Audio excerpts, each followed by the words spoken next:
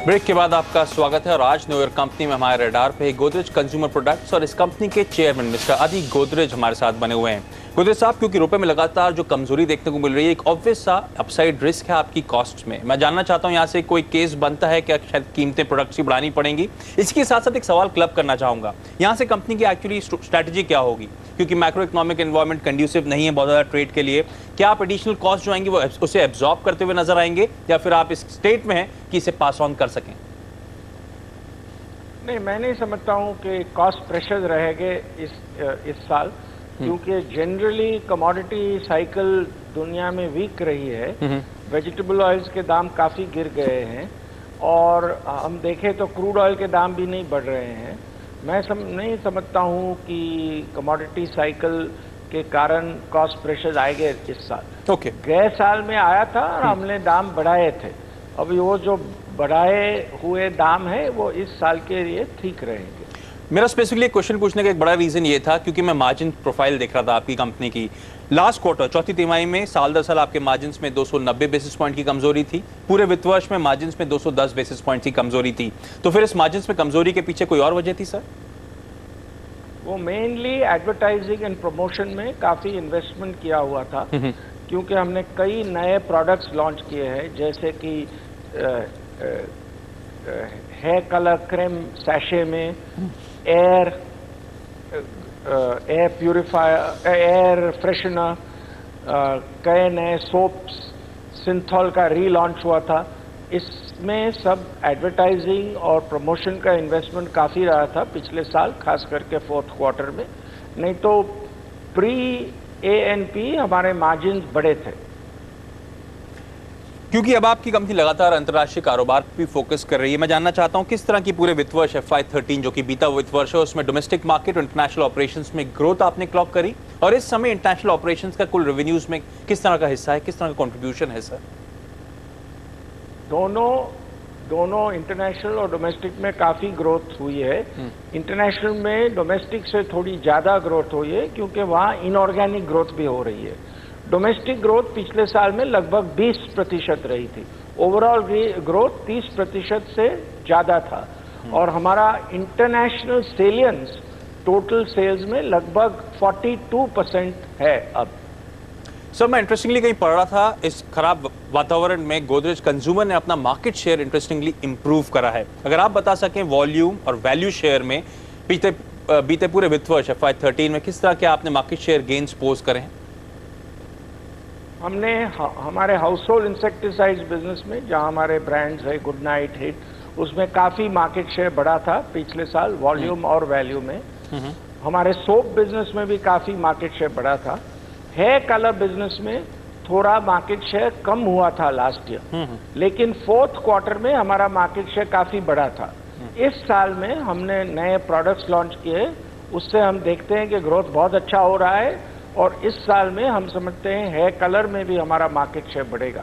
आप देखो तो गोदरेज कंज्यूमर ने अपने सभी कैटेगरी में मार्केट शेयर पिछले 2-3 साल से बढ़ाया है। ओके, एक इंटरेस्टिंग हाईलाइट, आपसे कुछ ही दिन पहले 18 जून को आपने और आपके साथ साथ कई सारे प्रमोटर एंटिटी या फिर प्रमोटर्स ने कुछ हिस्सेदारी इस कंपनी में बेची है। कुल मिलाकर मेरे ख्याल से 3 लाख शेयर्स के आसपास 800 रुपए के भाव में बेचे गए थे। हालांकि एक मिनिस्क्यूल अमाउंट है 25 करोड़ रुपए के आसपास का, लेकिन मार्केट क्योंकि जिस तरह की कंडीशंस हैं, इन्वेस्टर्स इस टाइम पे वेरी करते हैं, ऐसा कोई भी मूव, कोई स्पेसिफिक रीजन प्रमोटर एंटिटीज का हिस्सेदारी बेचने का या छोटा चंक बेचने का? हाँ, हम गोदरेज प्रॉपर्टीज में राइट्स इश्यू अनाउंस किया है, और गोदरेज प्रॉपर्टीज में हमारा प्रमोटर शेयर होल्डिंग 75% है, और राइट्स इश्यू में सब्सक्राइब करने के लिए हमने थोड़े GCPL के शेयर्स बेचे हुए हैं। यहां से और बेचने की जरूरत पड़ सकती है सर? नहीं, वो मैं नहीं कहना चाहता हूं, लेकिन जो बेचा भी है वो बहुत मिनिस्क्यूल परसेंटेज है। चलिए, एक आखिरी सवाल सर, आपने लॉन्ग टर्म ग्रोथ की बात करी, 25 से 26% CAGR से कंपनी ग्रो करती हुई नजर आएगी, लेकिन इंटरेस्टिंगली पिछले 4 सालों में इस खराब वातावरण के बावजूद गोदरेज कंज्यूमर की ग्रोथ सराहनीय रही है। पिछले 4 सालों में टॉप लाइन में 35% के आसपास, बॉटम लाइन में 33% के आसपास की ग्रोथ आपने दर्ज करी। कोई भी शेयर होल्डर, कोई भी स्टेक होल्डर जानना चाहेगा स्पेसिफिकली FY14 में क्या ये परफॉर्मेंस जो पास्ट परफॉर्मेंस थी ऑफ लेट वो रिपीट होती हुई नजर आएगी, और अगले 3 से 5 सालों में स्पेसिफिकली क्या हाई ग्रोथ फेज देखने को मिल सकता है इस कंपनी में? हम गाइडेंस नहीं देते हैं कभी, बट मैंने कहा है आपको और मैं वापस रिपीट करूंगा कि हम समझते हैं कि हमारा ग्रोथ फाइनेंशियल 14 में भी बहुत अच्छा रहेगा। जनरली भी मैं समझता हूँ एफएमसीजी सेक्टर में अच्छा ग्रोथ रहेगा और गोदरेज कंज्यूमर प्रोडक्ट्स का फ्यूचर मैं समझता हूँ बहुत ब्राइट है। ऑन दैट नोट गोदरेज साहब बहुत बहुत धन्यवाद सीएनबीसी आवाज के लिए आज वक्त निकालने के लिए। थे आदि गोदरेज कंज्यूमर प्रोडक्ट्स के चेयरमैन, जो कंपनी के कारोबार, आगे की योजना और आगे की आउटलुक पे खास तौर पे हमसे बातचीत कर रहे थे। लेकिन ये कंपनी निवेश के लिहाज से कैसी है, ये जानने की कोशिश करेंगे इस छोटे से ब्रेक के बाद, जब हमारे साथ शेर खान के रिसर्च एनालिस्ट कौस्तुभ पावस्कर जुड़ेंगे। उनसे जानेंगे गोदरेज कंज्यूमर मौजूदा स्तरों पर इस काउंटर में क्या किया जाए।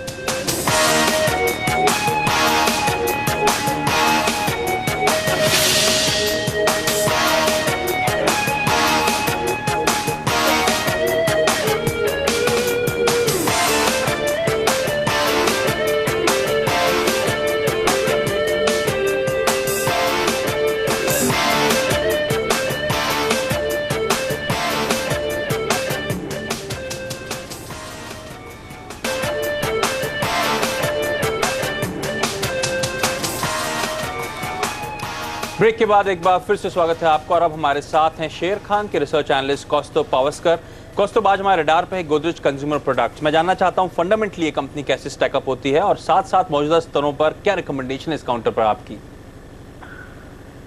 अगर हम लोग फंडामेंटल्स देखेंगे गोदरेज कंज्यूमर अगले 3 या 4 साल से, company is well poised to achieve about 20% growth. 20% के ऊपर ग्रोथ वो अचीव कर सकते हैं, both in terms of revenues and bottom line. और उसका मेन रीजन ये है कि जो उन्होंने ऑर्गेनिक और इनऑर्गेनिक इनिशिएटिव्स लिए हैं पिछले 2-3 साल में, आई थिंक ये ऑर्गेनिक इनिशिएटिव्स और इनऑर्गेनिक इनिशिएटिव्स उनको काफी मदद करेंगे एक अच्छा खासा ग्रोथ लाने में अगले 3-4 साल में।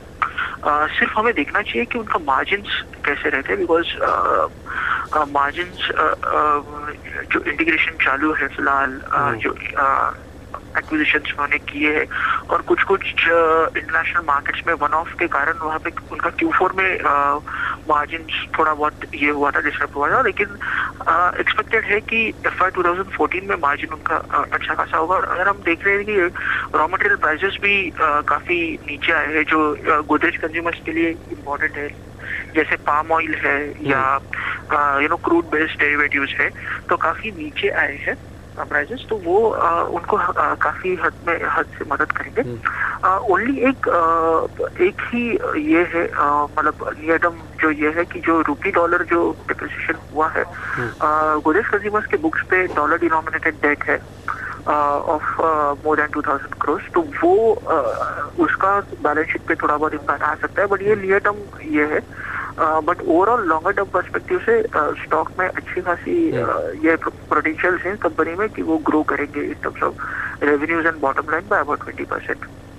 ओके, तो गोदरेज कंज्यूमर फंडामेंटली एक स्ट्रॉन्ग काउंटर है, जो इनऑर्गेनिक इनिशिएटिव्स ले रही है कंपनी, उसका फायदा कौस्तुभ मानते हैं इस कंपनी को मिलता हुआ नजर आएगा। इंपॉर्टेंट होगा कंपनी की मार्जिन प्रोफाइलिंग, उस पर नजर रखिएगा क्योंकि अब खासा इंटीग्रेशन इंटरनेशनल ऑपरेशंस एक्विजिशंस का होता हुआ नजर आएगा। कौस्तुभ का मानना है इस काउंटर को होल्ड करें, 1 साल में 845 तक के लेवल्स आपको आपकी स्क्रीन पे देखने को मिलेंगे, यानी कि मौजूदा स्तरों से 65 रुपए के आसपास तक का अपसाइड उनका मानना इस काउंटर में देखने को मिल सकता है। लेकिन चलिए न्यूयॉर्क कंपनी वक्त तो चला एक छोटे से ब्रेक का, आगे लेकर आएंगे आपके लिए आखिरी सौदा। नमस्कार।